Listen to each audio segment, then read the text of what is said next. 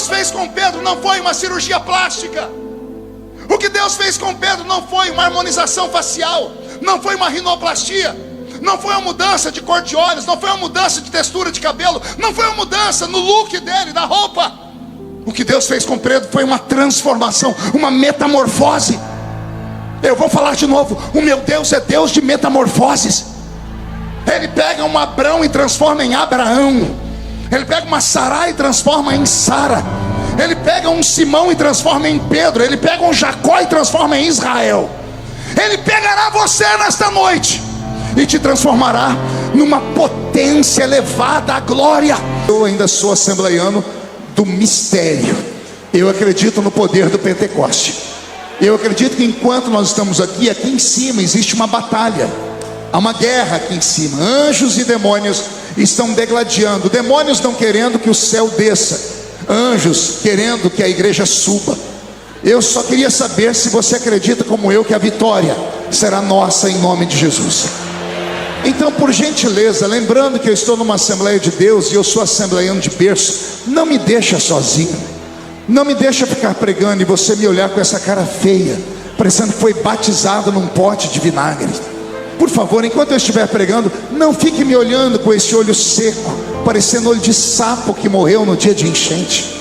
Enquanto eu estiver pregando, já que você veio para uma festa pentecostal, não fique com essa boca travada, com essa boca de aço, com essa língua de ferro, com esse queixo de concreto. Por gentileza, entra comigo na presença de Deus e vamos adorar o Senhor na beleza da sua santidade. Cada grito de glória a Deus que você manda para o céu é uma etapa de vitória que se aproxima da sua casa.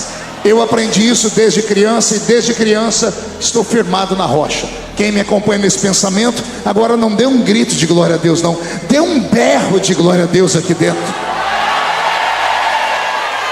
Eu ouvi aqui no início do culto, pastor Rinaldo, esta apresentação linda do centenário da Assembleia de Deus.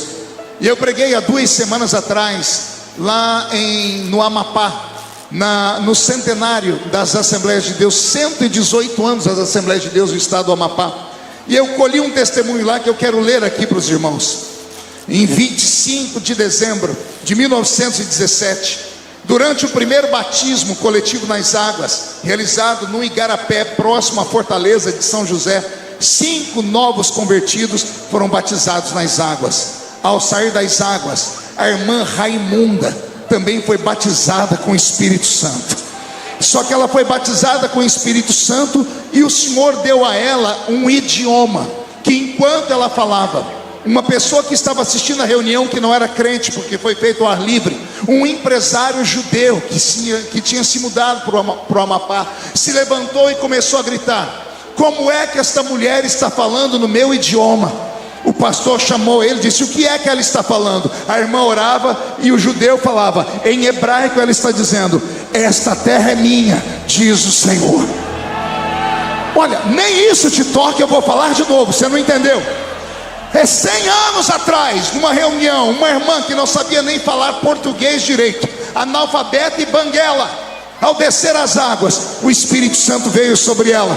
Ela foi batizada com o Espírito Santo e recebeu o dom de variedade de línguas. Um judeu que estava ali se levantou e disse: essa mulher está falando no meu idioma.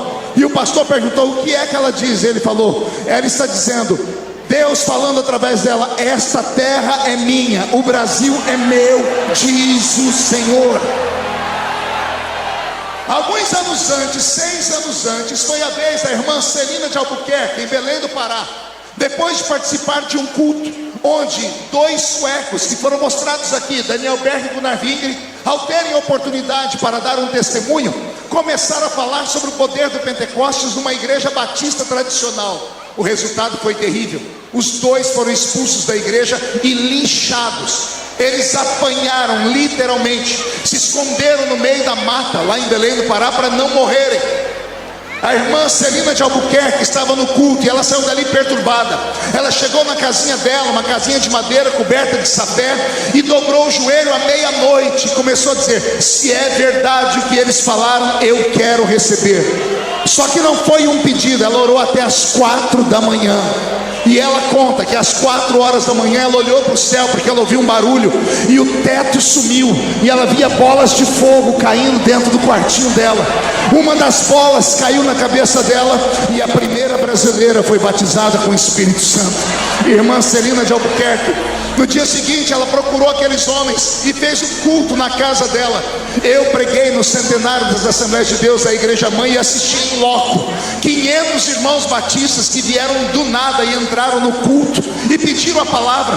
Pastor Samuel Câmara deu o microfone para o irmão e ele disse: eu sou neto de uma pessoa que espancou Daniel Berg, e eu venho pedir perdão em nome do meu avô, para que o Senhor tire a maldição sobre nós, porque nós cremos que o Pentecoste é uma realidade, embora nós não recebemos. E 500 irmãos batistas fizeram uma aliança naquela noite, e o céu desceu, e Jesus batizou mais de 300 pessoas com o Espírito Santo naquele culto.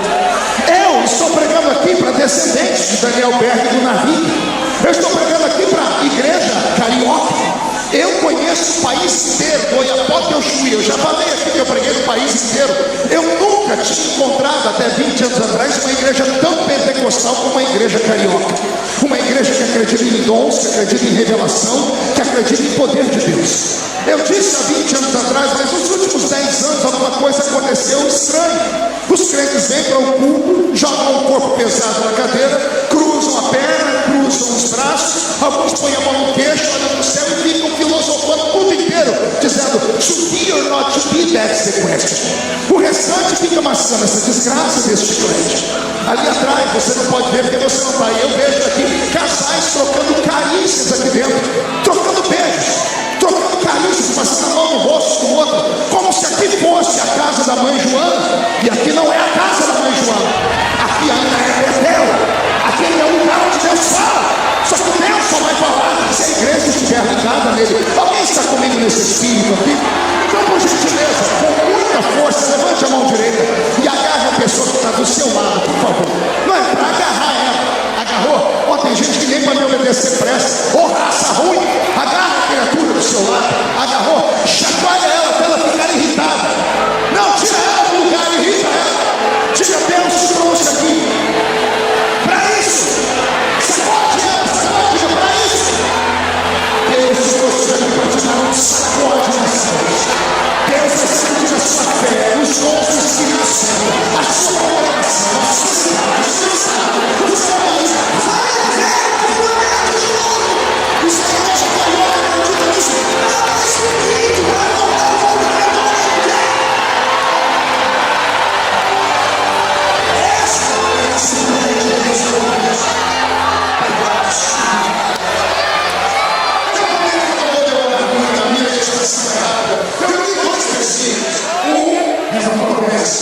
É o Senhor Jesus dizendo: vai descer sobre você da virtude do Espírito. Para quê? Para vocês serem as testemunhas, para vocês serem os meus missionários.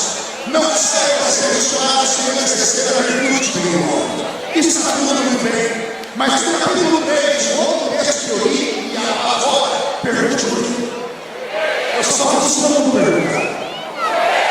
Porque o homem vai lá para o paralítico assim: eu não tenho prata, eu não tenho ouro, mas se eu tenho isso, eu te dou. Em nome de Jesus Cristo Nazareno, levanta ele.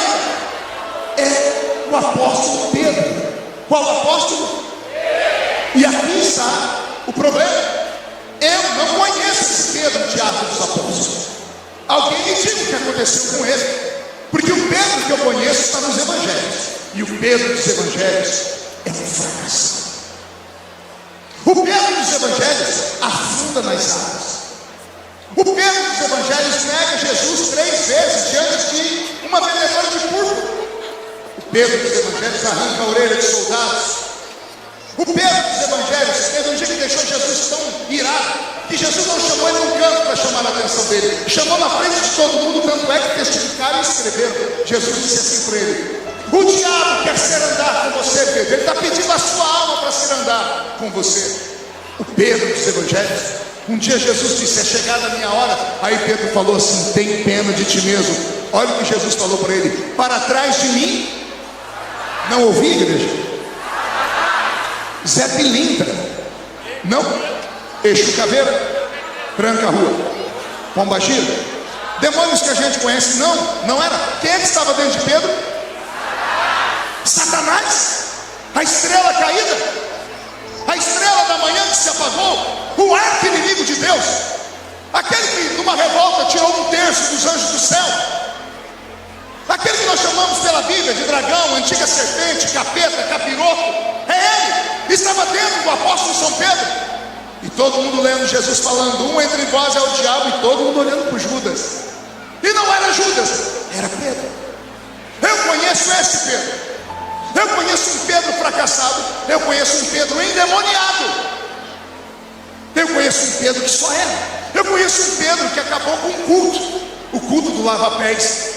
Jesus, imagina, Deus encarnado, se ajoelhando na frente de 12 homens podres e pegando o pé deles para lavar. Não tem um culto mais bonito do que esse. Ele mesmo sendo Deus, não tem por usurpação ser igual a Deus. Antes, aniquila a sua forma divina, desce entre nós, coloca 12 tronos de honra, coloca 12 homens massacrados pela vida, fracassados pela existência, e ele, Deus, se ajoelha no pé deles e lava o pé deles. É um culto mais lindo da Bíblia para mim. Jesus está lavando os pés de todo mundo e está dando certo. Ele vai lavar os pés do Pedro. Pedro esconde os pés. Pedro acabou com o culto. Jesus dá uma bronca nele. Por que escondeu os pés? E ele diz, nos teus pés o Senhor não toca. Aí Jesus dá outra bronca nele. Se eu não lavar os seus pés, você não tem parte comigo. Aí Pedro estica os pés. Quando Jesus vai lavar os pés, Pedro estica os 2 braços. Jesus olha para ele e diz, o que você está fazendo? Eu quero lavar os pés. E Pedro diz, já que o Senhor vai lavar, não lava só os pés não, lava as minhas mãos, lava os meus braços, me lava por inteiro, porque não é só meu pé que é sujo, eu estou sujo por inteiro. Ele mesmo reconhecia que ele era um fracassado. E sabe o que eu acho mais lindo? Pergunte o quê? A paciência de Jesus com Pedro. Se Pedro fosse membro da minha igreja, eu tinha dado a carta de mudança para ele por muito menos. Eu teria dito, pode ir embora, você só atrapalha o culto, você só faz coisa errada, eu não quero você como membro. Mas Jesus insistiu com Pedro. E tanto é que na hora de mandar alguém embora, Jesus não mandou Pedro embora. Ele disse, para trás de mim Satanás vai, mas Pedro fica. Você não entendeu? Eu vou falar de novo. Satanás vai embora, mas o Pedro fica. Por que Jesus insistiu tanto com ele? Porque Jesus via o que ninguém via. Havia um potencial dentro de Pedro que aos olhos humanos era improvável, que aos olhos humanos não dava para ser detectado, mas o Senhor Jesus via dentro dele uma força. Veja só, Pedro tinha muitos defeitos, menos um. Pedro não era covarde, ele era fraco. Não confunda covardia com fraqueza, porque o covarde consegue amarrar as mãos de Deus para trás. O covarde impede Deus de agir na vida dele, porque Deus não pode ir contra o livre-arbítrio. E se o homem, com o seu livre-arbítrio, tem medo de crescer, tem medo de se entregar, tem medo de ousar, Deus nada pode fazer. Então não confunda covardia com fraqueza. Pedro era fraco, mas não era covarde. Tanto é que alguém pode dizer, pastor, mas ele afundou nas águas. Afundou, mas tentou andar pelo menos. Aliás, ele andou. E alguém pode dizer, mas ele afundou. E eu sempre vou dizer, mas ele andou. Ele afundou, mas ele andou. Ele afundou, mas ele andou. Todas as vezes que alguém conta a história de que no mundo alguém quebrou a lei da gravidade, só temos que olhar para dois. Um é Jesus de Nazaré, que é o Deus encarnado, e o outro é o fracassado Pedro, que pisou em cima das águas. Ele sentiu o gosto do milagre, afundou, mas andou. E até nos erros de Pedro eu aprendo. Pergunte o quê? Que é melhor ir e voltar do que nunca ir. É melhor se arrepender de ter feito uma coisa do que passar a vida inteira arrependido de não ter feito. O que tem de gente arrependida aqui no nosso meio, porque se converteu em uma safra boa. O seu amigo, o seu irmão, a sua amiga está voando, já é missionário, é pastor, é evangelista, e você está aí ainda, colado nessa cadeira com essa cara de bufão. E a pessoa fala, não, aquele lá nasceu virado para a lua. Não nasceu não. é que aquela pessoa teve pelo menos a ousadia. Deus não consegue lidar com covardes, mas Deus é apaixonado por gente corajosa. Vou falar de novo, Deus ama gente de coragem. E a coragem nem sempre é uma fortaleza. Se você chegar no céu antes de mim, procure Davi e diga: Davi, que força você tinha para vencer Golias? Ele vai dizer: nenhuma, mas eu tinha coragem. Deus ama gente de coragem. Tem algum corajoso aqui nessa noite? Com Pedro eu aprendo isso. Eu prefiro me arrepender de ter ido, tentado e voltado, batido com a cara no muro, arrebentado. Pelo menos eu me recupero dizendo: aqui não vou mais porque eu tentei e não deu certo, do que passar a vida inteira pensando: e se eu tivesse ido? É Pedro que me ensina essas coisas. Eu aprendo mais com os erros de Pedro do que com os acertos dele. E aí eu retorno à pergunta: se o Pedro dos evangelhos é um fracassado, se o Pedro dos evangelhos afunda nas águas, se o Pedro dos evangelhos nega Jesus diante de uma mulher porque ele tinha medo de ser preso, se o Pedro dos evangelhos ele atrapalha o culto, se o Pedro dos evangelhos tira uma espada da cintura, eu já vi gente falar que ele caiu numa briga com um soldado e desarmou o soldado. Pedro não era espadachim, Pedro era pescador. Aquela espada estava na cintura dele há mais de 3 anos. Ele nunca abandonou aquela espada. Olha só, caminhava com Jesus, mas a espada estava na cintura. Jesus vivia falando para ele: um dia você vai se converter, Pedro. Um dia Jesus fez assim com Pedro. Quer ver? Tem um jovem aqui, por gentileza, vem cá. Jesus chamou Pedro: fica aqui do meu lado, Pedro. Ó, Jesus acabando com Pedro. Jesus disse assim: tu és Pedro. A palavra Pedro é uma palavra grega que significa pedra pequena. No original não é pedra pequena, é pedra esmiuçada. E o que é uma pedra esmiuçada? É areia. Você pega uma pedra, esmiuça ela, vira areia. Daqui o contexto que vai dizer sobre edificação. Jesus está dizendo: tu és areia, não dá para edificar nada na areia. O homem que edificou a casa sobre a areia, veio o vento e derrubou ela. Olha Jesus chamando Pedro perto de todo mundo, dizendo assim: tu és pedra pequena, areia, que não presta para nada. Preste atenção na minha mão e na minha voz. Mas sobre esta rocha, a igreja católica confunde, achando que Pedro é a rocha. Se Pedro fosse a base da igreja, a igreja já não existia mais. Jesus está dizendo: tu és uma pedra pequena que não presta para nada, mas sobre esta rocha, eu sou a rocha. A rocha de Meribá, que está aqui no meio servindo água para todo mundo, a rocha de esquina, a pedra angular, a pedra arrancada do alto da visão de Daniel, lá da montanha, que caiu nas bases da estátua, que destruiu os reis e permanece para sempre. Jesus é a rocha. Tu és uma pedra pequena que não presta para nada, mas sobre esta rocha, preste atenção na minha mão de novo, eu edificarei a minha igreja. Pedro não é o alicerce da igreja, Pedro é a igreja. Aqui vem a revelação, pergunte qual? A igreja não é João, não pode ser, porque João é perfeito, é educado, não erra.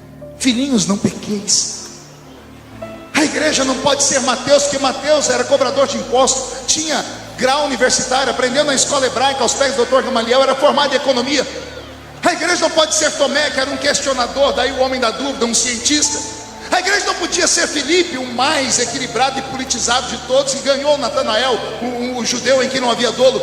A igreja, se fosse como exemplo qualquer um dos outros discípulos, a maioria de nós não podia estar nela. Aí Jesus diz assim: a igreja é um exemplo de Pedro, porque fracassa, afunda, me nega, não abandona a espada, arranca a orelha dos outros, fica endemoniado.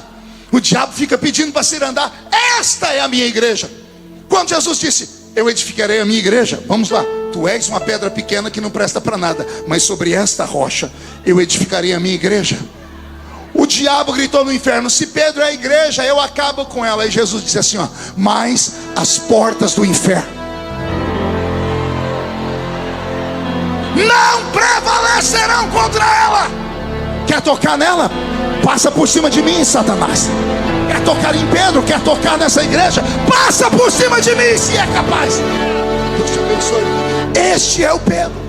O Pedro que eu conheço é o Pedro fracassado, é o Pedro da derrota, é o Pedro que afunda, Rinaldo. Esse é o Pedro que eu conheço. Alguém me diga que Pedro é esse de Atos dos Apóstolos que me dá arrepio. Eu fico até longe da Bíblia. Pergunte por quê? O homem olha para um paralítico e diz assim: eu não tenho. Ele não fala nós não temos. Até isso a gente erra quando vai pregar. Pedro e João estão chegando. Aí a gente diz: e Pedro e João disseram nós não temos. Não foi isso. João tinha. João tinha oferta. Pedro olhou para o paralítico e disse: olha para nós. Chamou a atenção de todo mundo. João foi mexer na carteira. Pedro olhou e disse assim: ele tem, mas eu não. Eu não tenho prata, eu não tenho ouro, mas o que eu tenho, o que eu tenho, isso eu te dou. Em nome de Jesus Cristo Nazareno, levanta e anda. E quem lembra o que aconteceu? O paralítico não. Fiz de propósito. Está escrito. Pedro falou em nome de Jesus Cristo, levanta e anda. E o paralítico não levantou. A teologia que ele aprendeu com Jesus, quando Jesus falou em meu nome farão, não funcionou. Como não funcionou? Pedro podia dizer assim: acabou meu ministério, eu vou embora daqui porque não prestou para mais nada. Vem cá, você vai ser, hoje eu peguei você para Cristo. Senta aqui. Aqui está o paralítico. O paralítico estendeu a mão e disse: dá uma oferta, estenda a mão. Aí Pedro disse: olha para nós. Mas ele já estava olhando para Pedro. Pedro não estava chamando a atenção dele. Pedro queria plateia. Tinha algo dentro de Pedro diferente. Aí Pedro, até João assustou. Pedro olhou para João pegando dinheiro e disse assim: ó, ele tem, eu não tenho prata, eu não tenho ouro, mas o que eu tenho eu te dou. Em nome de Jesus Cristo Nazareno, levanta e anda. E o paralítico não levantou. É um homem de mais de 40 anos, capítulo 4 e 5 de Atos dos Apóstolos diz isso. É um homem sentado naquela mesma porta há 25 anos. É um homem que tem pelo menos 70 quilos. As pernas estão atrofiadas, os ossos estão tortos, os nervos já não existem. Um homem que nunca andou.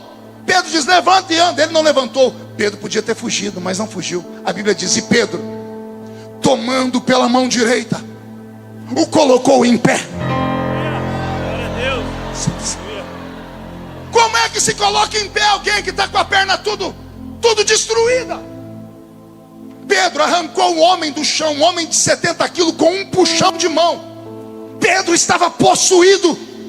Pedro não estava normal. Não era mais o Pedro dos evangelhos. Não era o Pedro fracassado. Era um Pedro com uma confiança sem tamanho. A autoestima de Pedro estava para lá de Bagdá, uns 5 coqueiros. Quem olhava para aquele Pedro dizia: eu não conheço esse homem, ele está esquisito. E estava mesmo. Ele mandou o homem levantar, o homem não levantou. Ele disse: você não levanta, então eu te levanto. Pedro catou o homem pela mão e botou o homem em pé. A Bíblia diz que o homem, num salto, ficou em pé e começou a saltar. E entrou no templo pulando, gritando e louvando a Deus. Pode sentar. O que foi que aconteceu com esse homem? Senta aqui de novo, senta aqui de novo. Pergunte para mim o que aconteceu, pastor. Quando Pedro tocou nele, o que estava em Pedro foi compartilhado com ele. Transferência de unção. Como assim, pastor? Atos 1:8. E há de ser que descerá sobre vocês a virtude do Espírito Santo. Diga comigo: virtude. No Novo Testamento só tem um outro texto que usa a mesma palavra, traduzida por virtude. Está lá em Lucas capítulo 8 e 9. A história da mulher do fluxo de sangue. Quem lembra? A mulher se aproximou de Jesus. A glicose dela foi a 0 e ela foi desmaiando porque ela tinha problema de anemia profunda. Sofria com hemorragia. A força só deu para chegar perto dele e não conseguiu encostar. E a Bíblia diz que ela tocou nas orlas. Ela caiu ao chão e tocou no vestido de Jesus. Quando ela tocou no vestido, Jesus, paralisado, gritou: quem me tocou? Pedro, que estava fazendo a escolta, disse: mestre, as multidões te apertam e te oprimem, e tu pergunta quem te tocou? Jesus disse: alguém me tocou diferente. Como assim, Senhor? Alguém absorveu a unção que estava em mim. Quem me tocou como uma esponja seca. A pessoa que me tocou, ela sugou o que estava dentro de mim. O que estava em mim entrou dentro dela. Saiu virtude de mim. O que é virtude? Autoridade e poder. Só que em Atos 1:8, receba o ensinamento. A palavra virtude, no original da língua grega, é dunamis. Diga comigo: dunamis. A palavra traduzida para a língua portuguesa de dunamis é dínamo e dinamite. A palavra dinamite vem da raiz dunamis, dínamo. E o que é um dínamo? É um gerador de eletricidade. O dínamo transforma energia mecânica em energia elétrica. Energia mecânica, você pedalando a sua bicicleta. Energia elétrica, você colocando motor na bicicleta, ela te leva mais longe. A palavra virtude da língua grega é isso. Jesus está dizendo, vai descer sobre vocês algo que vai transformar a energia mecânica, a força humana, você querer fazer tudo no seu braço, no seu intelecto, na força do seu conhecimento. Eu vou transformar essa energia em uma energia sobrenatural, em uma energia elétrica, em uma energia atômica, em uma energia poderosa, capaz de levantar um homem de 70 quilos do chão, capaz de fazer o que está dentro de você entrar dentro dele, destravar os ossos, fazer carne brotar onde não tem carne, nervo brotar onde não tem nervo, voz onde tem mudez, olhos onde tem cegueira, audição onde quem está surdo, trazer vida a quem está morto, até 4 dias dentro de uma tumba. Esta é a autoridade que está sobre o poder da igreja pentecostal. E sabe o que me deixa irado? É que nos últimos anos o diabo roubou tudo isso de nós. Ele nos reúne em multidões como essa, e nós acreditamos que a unção e o poder e o milagre e o avivamento está no ajuntamento. E o poder e o milagre e o avivamento nunca foi quantidade, sempre foi qualidade. É por isso que quando tem poucas pessoas orando num lugar, no meio do monte, numa consagração, Jesus batiza com o Espírito Santo e faz tudo. E aí estamos aqui numa multidão e nada acontece. Acontecer que jeito? Você olha, as pessoas estão caminhando, estão cochichando, estão mexendo no celular, estão fazendo selfie, estão comendo, estão vendendo. Como é que o Senhor pode operar num lugar onde as pessoas não têm sequer reverência? É por isso que o poder de Deus não desce. Mas eu vou dizer aqui, como disse Napoleão Bonaparte. Napoleão Bonaparte um dia gritou, me dê 100 homens de guerra e eu ganho o mundo inteiro para a França. Me dê aqui nesse congresso de missões, no final desta mensagem, 10 crentes canelas de fogo, como disse Canção e Louvor. Me dê aqui 10 crentes virados no giraia, e nós vamos agarrar o diabo pelo chifre e vamos esfregar a cara dele no chão e vamos chutar ele para o limbo do inferno.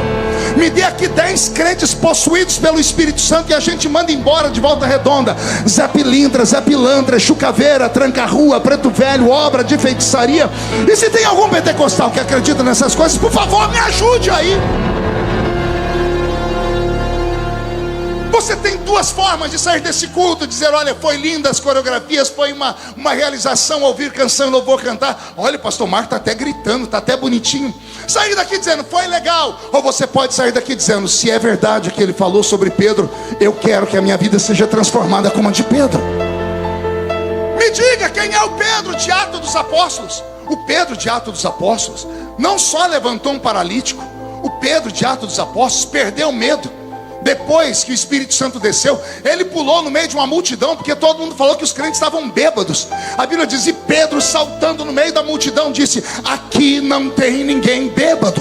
O que está acontecendo aqui foi o que foi dito pelo profeta Joel, que disse, nos últimos dias, diz o Senhor, derramarei do meu Espírito sobre toda a carne. Vossos filhos e vossas filhas profetizarão, vossos jovens terão visões, vossos velhos sonharão sonhos. Naqueles dias, diz o Senhor, derramarei do meu Espírito sobre os servos e as servas, sobre quem está perto, sobre quem está longe. Naqueles dias, diz o Senhor, o sol se converterá em trevas e a lua se converterá em sangue, e o terrível e poderoso dia do Senhor se aproximará.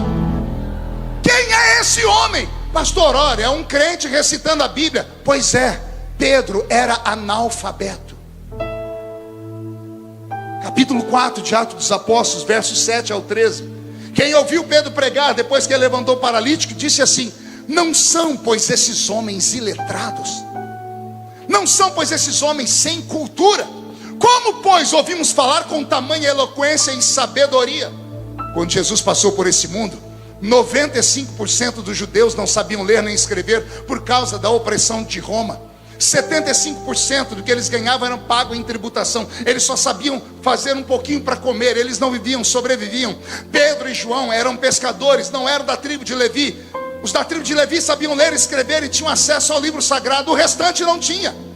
Mas quando você pega de Atos 2, pastor Rinaldo, até Atos 5, Pedro recita de cor 20 textos do Velho Testamento. Vou falar de novo. Um analfabeto recitou 20 textos do Velho Testamento. Esse que eu falei agora, Joel 2:28, foi escrito 835 anos antes de Pedro nascer.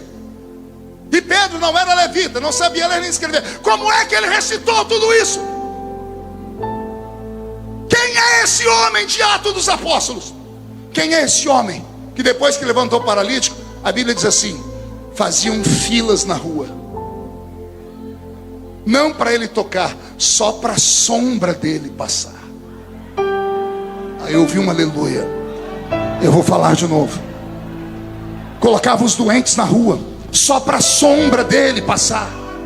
A sombra dele curava. Quem é esse homem que chegou um membro da igreja dele e disse, eu vendi a minha casa por X, está aqui a oferta. Ele nem tocou na oferta. Ele disse assim, porque mentistes ao Espírito Santo. Alguém lembra a punição do homem? Caiu morto. Daqui a pouco chegou a mulher do homem, contou a mesma mentira. Pedro falou a mesma coisa, porque mentistes ao Espírito Santo. E a mulher caiu morta aos pés dele. Alguém, pelo amor de Deus, me diga, o que foi que aconteceu com Pedro? Que mudança é essa? Que transformação é essa? A palavra transformação no grego é uma palavra muito conhecida. É metamorfose. Qual palavra? Quando você fala em metamorfose, qual exemplo vem à sua cabeça? A lagarta virando uma borboleta. Alguém lembra de lagarta? Aquele bichinho nojento que chega na hortaliça da gente, destrói tudo. Lagarta destrói tudo. A lagarta deixa um rastro, algumas deixam uma gosma nojenta. Algumas são tão violentas que o pelo dela queima a sua pele. Ninguém gosta da porcaria da lagarta.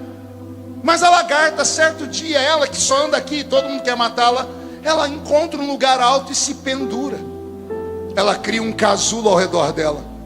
E dias depois o casulo rompe. Cadê a lagarta? Não existe mais. Quem sai lá de dentro? Não ouvi? Uma borboleta. Engraçado, quem entrou no casulo só rasteja. Quem sai do casulo só voa. Quem entra no casulo as pessoas querem matar porque só destrói. Quem sai do casulo as pessoas querem colecionar de tanta beleza que tem. O que Deus fez com Pedro não foi uma cirurgia plástica.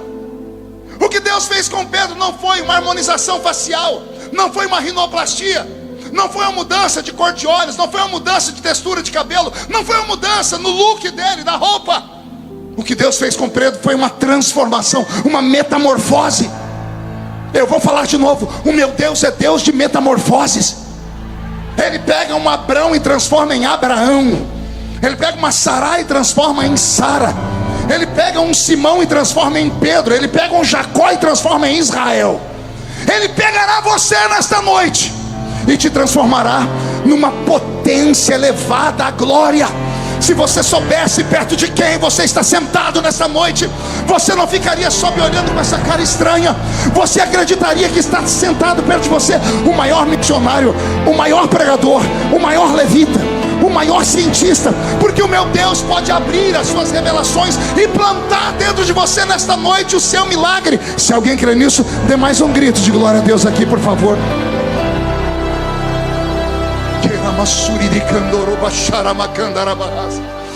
Esse é o poder do Pentecoste. Pastor, quando foi que Pedro mudou? Tem um dia e um momento certo. Respire fundo que eu vou te fazer lembrar. Estavam todos reunidos no mesmo lugar, quando de repente veio do céu um som, como de um vento forte e impetuoso, que encheu a casa onde estavam assentados, e foram vistos por eles línguas repartidas como que de fogo, as quais pousaram sobre cada um deles, e todos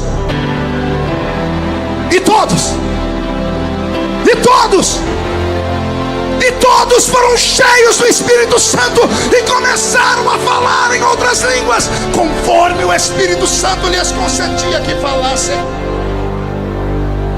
Ali no Pentecoste, a glória de Deus envolveu a lagarta, e quando a lagarta saiu de dentro do casulo, nasceu uma borboleta.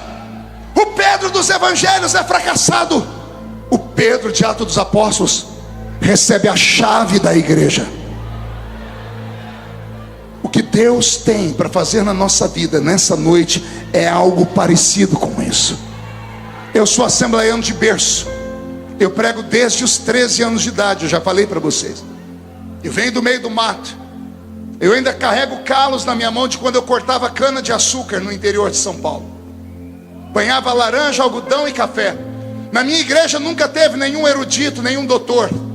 E aí as pessoas, quando me escutam pregar, quando me escutam falar, falam: como é que você adquiriu esse conhecimento?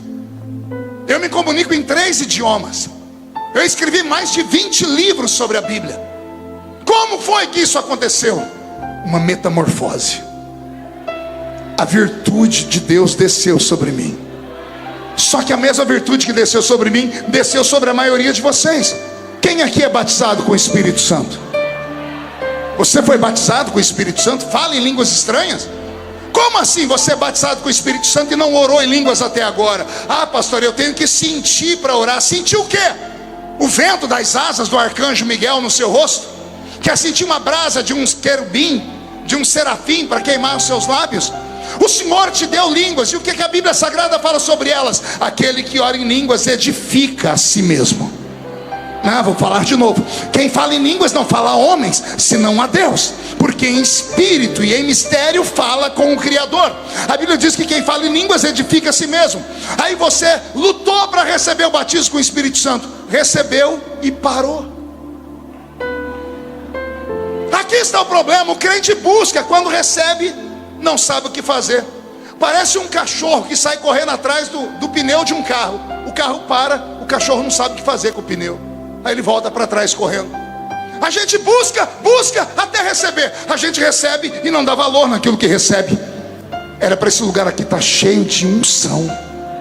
Porque quando você ora em línguas, você sai da terra e entra nas regiões celestiais. Se cada mão que foi levantada aqui é batizada com o Espírito Santo de verdade, era para termos um coral agora falando em línguas estranhas aqui. Mas você não fala em línguas porque, pastor, eu estou cansado. É por isso. Se você falar em línguas, o cansaço vai embora. Se você falar em línguas, os seus traumas vão embora. Se você falar em línguas, a depressão vai embora. Se você falar em línguas, a síndrome do pânico vai embora. Você pode trocar o Rivotril, o Lexotan por línguas estranhas essa noite. Como assim, pastor? Porque quem fala em línguas, fala em mistérios. Que mistérios? Aqueles que estão na sua alma. E fala com quem? Com o único que pode resolver, que é o psicólogo dos psicólogos, que está sentado num alto e sublime trono, olhando para a Volta Redonda, dizendo: Volta Redonda, eu quero incendiar vocês de novo. Olá, eu sou o pastor Alex Pires, sou vice-presidente da Catedral das Assembleias de Deus, Ministério de Madureira, aqui em Volta Redonda. E nós queremos agradecer você que ficou conosco até o final desse vídeo. Certifique-se que você se inscreveu em nosso canal, para que você possa receber mais vídeos como esse para abençoar a sua vida. E também queremos fazer um agradecimento em especial a você, ofertante, contribuinte de missões, que você possa continuar nos ajudando a expandir o reino de Deus. Para esses dias, nós precisamos de patrocinadores fiéis para que vidas venham ser salvas. E por isso nós estamos contando com você, com a sua contribuição. Venha fazer parte dessa linda obra, aonde temos alcançado vidas em várias partes do Brasil e do mundo. Venha ser um contribuinte de missões. A sua oferta fará toda a diferença e a cada dia estaremos crescendo o reino de Deus.